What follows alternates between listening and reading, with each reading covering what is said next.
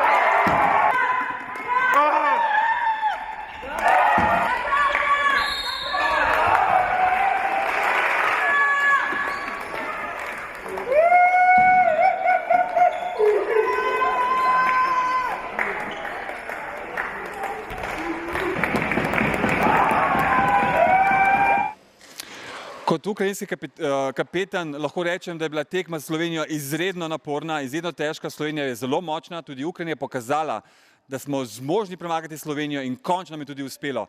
Zelo sem vesel te zmage.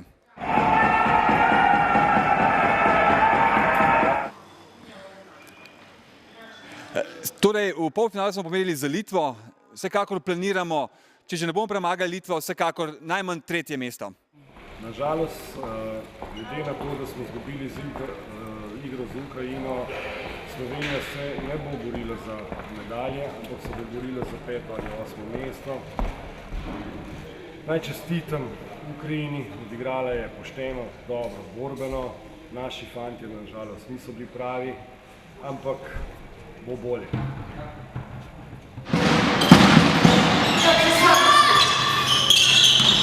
Jutri bomo odigrali tekmo za 5. mesto, zopet z Rusi in upam, da jih bomo tokrat premagali in bili 5. v olimpijskih igrah, kar ni seveda slab rezultat.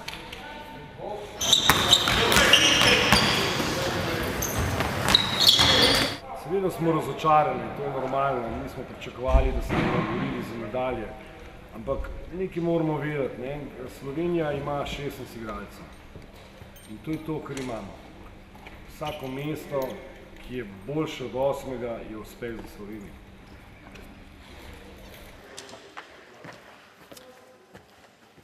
Pozdravljeni.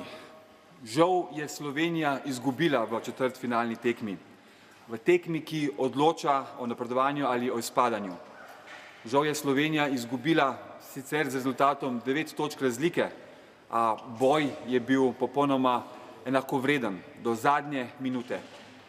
Žal so v slovenski reprezentanci morda vidnejšo vlogo sta igrala 2 igralca. Pogrešali smo še kakšnega igralca več, ki bi dal morda več točk. Nekaj izjem se je pokazalo, a žal smo potrebovali mnogo več igralcev. Ukrajina si je močno želela zmago proti Sloveniji. Tako kot vsaka reprezentanca na tej olimpijadi je hotela zabeležiti zmago proti aktualnim evropskim prvakom Sloveniji.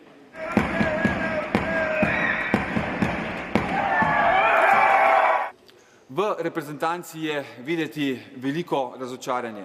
Z veliko željo so prišli in igrali so na zmago. Še posebej zato, ker je prišla velika skupina slovenskih navijačev navijati.